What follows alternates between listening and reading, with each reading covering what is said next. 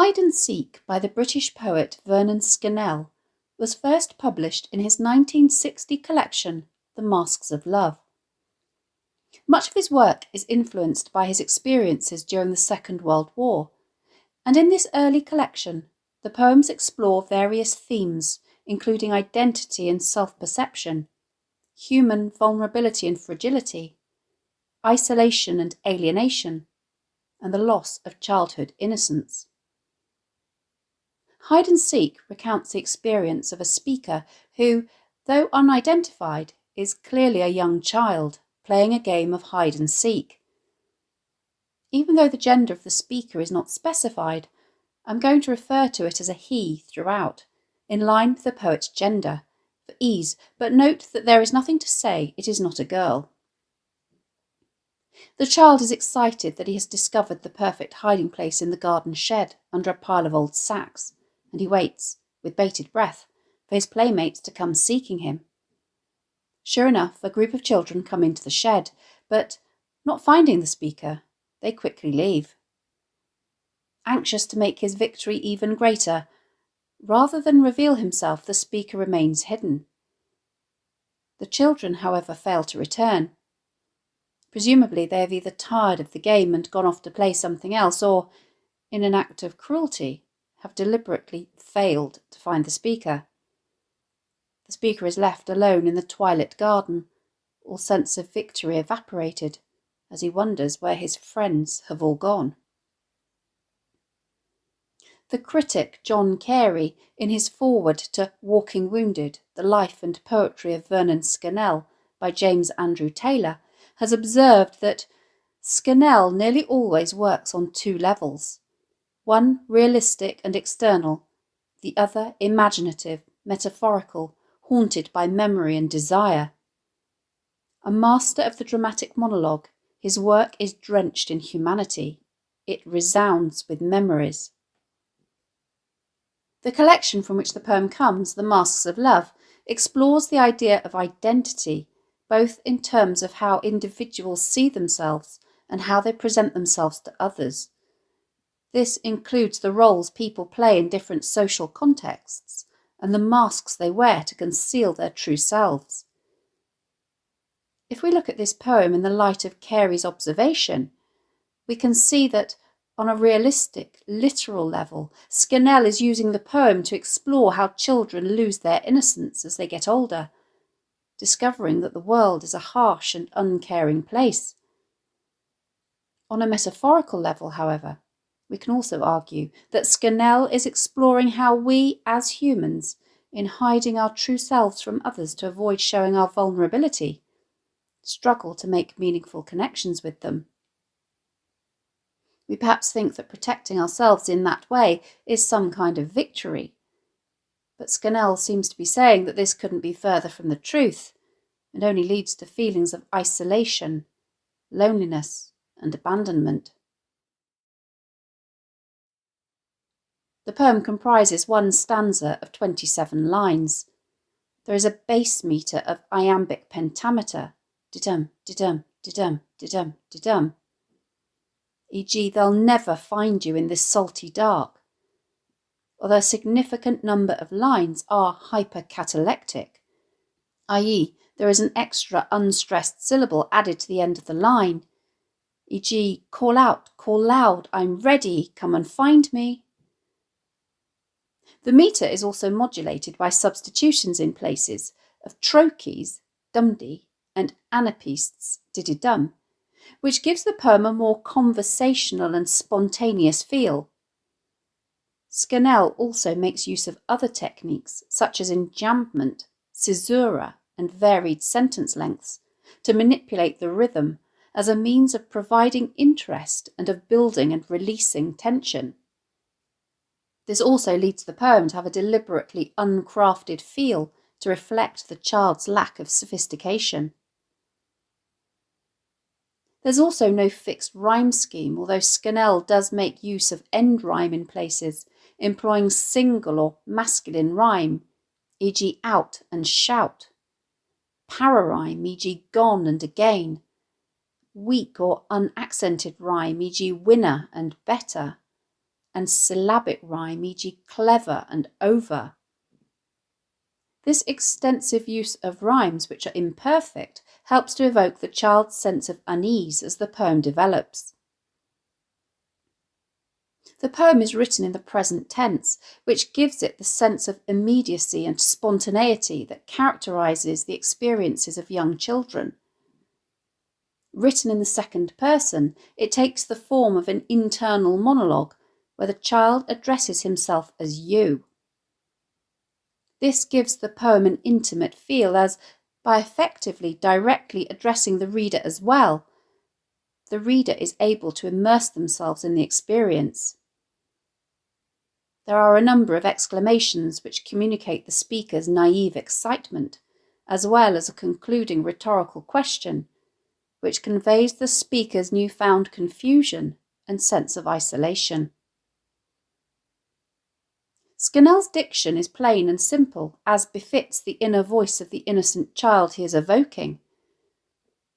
This simplicity does, however, belie the more complex themes that he is exploring. This is, after all, about more than a game of hide and seek going wrong. Scannell also employs figurative language, such as simile and personification, and sensuous imagery which appeals to the reader's sense of sight, sound, smell, taste, temperature and pain. And these are enhanced by onomatopoeia, such as whispering and hushed, and sound patterning, i.e. alliteration, such as the dark, damp smell of sand, to create a vivid picture of the child's experiences. The title, Hide and Seek, refers to the well-known children's game where one person is the seeker, while everyone else goes off and hides within predetermined boundaries. The seeker, meanwhile, closes their eyes and counts to 100. After this, the seeker looks for the other players. The first player to be found becomes the next seeker, while the last player to be found is the winner. This game, however, is different. There are multiple seekers and only one hider, which will be our first clue that everything is not as it seems, and that Scannell wishes us to consider this game on a metaphorical as well as a literal level. The poem begins in medias res, or in the middle of the action. Call out, call loud, I'm ready, come and find me. Rather than the seeker shouting out, 99, 100, coming ready or not, as we would expect, it is the hider who, calling out and calling loud, is effectively risking being discovered before the game has even really started. The fact that the rules have already been breached makes us wonder if the game has been unilaterally decided upon by the speaker, and that everyone else is not as engaged in it as he is. Note the very short imperatives here and the double exclamation that not only reveal the speaker's excitement, but also, as we will discover, his misplaced confidence. The speaker has found himself a good hiding place under a pile of Hessian sacks. The sacks in the tool shed smell like the seaside. Note the sensuous simile here, which evokes the childhood pleasure of a day at the beach, while the sibilants present in sacks, shed, smell and seaside conjures the sound of the waves. The speaker congratulates himself on how good his hiding place is, as yet unaware that you should be careful what you wish for. They'll never find you in this salty dark. Note the use of synesthesia here, where Scannell blends the sense of taste with the adjective salty, with the sense of sight, with the noun dark, to vividly evoke the child's cramped surroundings. Even though the child is confident of his hiding place, he tells himself that he needs to be careful that his feet aren't sticking out, and that it will be wiser not to risk another shout. Note the poem's first use of end rhyme, the single rhyme of out and shout, here communicating the speaker's current confidence and determination. The poem continues. The floor is cold. Note how this short sentence not only is a very subtle indication of the passing of time, but also that discomfort and unease have already started to seep in. The speaker, trying to take his mind off the encroaching unpleasantness of his surroundings and with little to look at from his place under the sacks, instead excitedly imagines what the others are doing. They'll probably be searching the bushes near the swing. The sense of movement created by the poem's first use of enjambment enhances not only his excitement at them looking in the wrong place, but also evokes what he imagines to be the flurry of movement as the seekers poke around among the bushes, which contrasts with his own stillness. He continues, "Whatever happens, you mustn't sneeze when they come prowling in."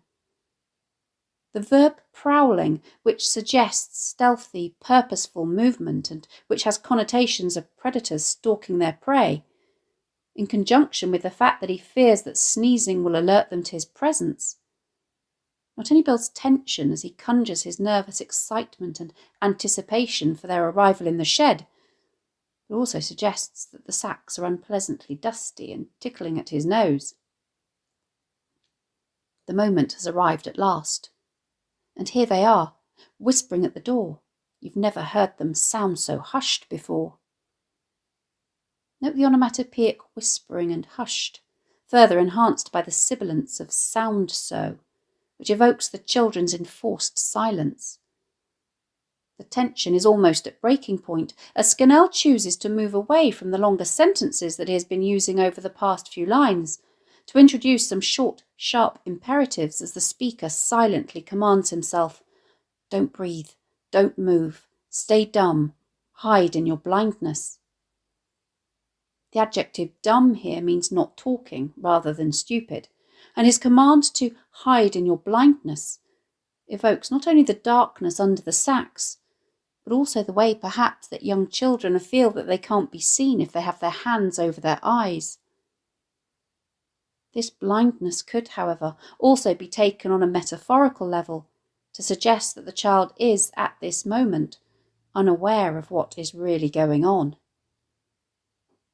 The tension continues to build almost unbearably as Scannell focuses on the sounds that the speaker can hear. They're moving closer.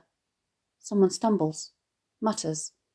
This sudden movement, however, breaks the spell, and the children can't hold in their emotions any longer, as their words and laughter scuffle, and they're gone. Note the use of the verb scuffle, which suggests the way in which they are giggling and jostling one another, as perhaps they are running away. This makes us wonder if the children do actually realise that the speaker is hidden in the shed, but have deliberately plotted to leave him in there. Just like that, the speaker is once more left alone. He could come out of the shed now as the winner, but he chooses not to. But don't come out just yet. He instead decides to remain to draw out his victory a little longer, as they'll try the lane and then the greenhouse and back here again. Note the use of polysyndeton here, which emphasises the speaker's confidence about what he expects the other children will do.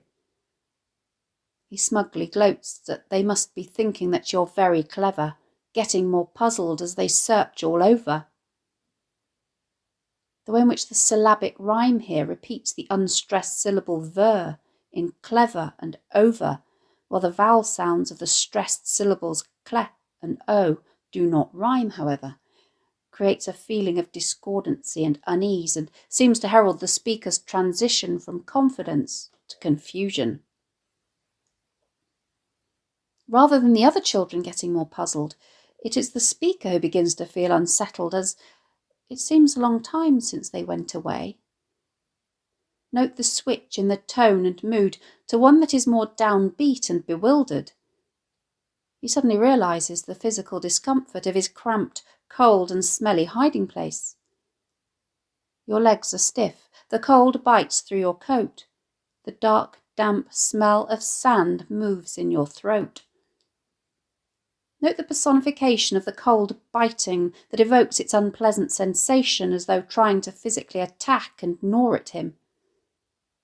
The alliteration of the plosive d in dark, damp emphasised by both words being stressed and the hissing sibilance of the smell of sand, evokes the way in which, no longer smelling like pleasure-filled days at the seaside, the unpleasant aroma now just makes him gag. Rather than a secure hiding place, the sacks in the shed have become a prison. Enough is enough. It's time to let them know that you're the winner.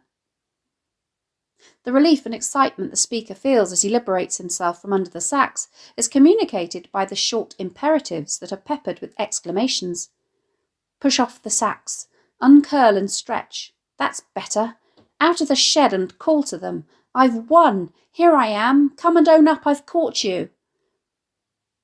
The sense of relief, however, is short-lived, as he finds himself all alone in the gloomy coldness of the early evening. The darkening garden watches. Nothing stirs. The bushes hold their breath. Note how the personification here creates an ominous tone, as it highlights the silence of the child's surroundings and his isolation within them, as though the garden is hiding from him and doesn't want to draw attention to itself. The poem ends on a plaintive rhetorical question as, all joy at his victory evaporated, the child realises that he has been abandoned and has effectively lost. Yes, here you are, but where are they who sought you?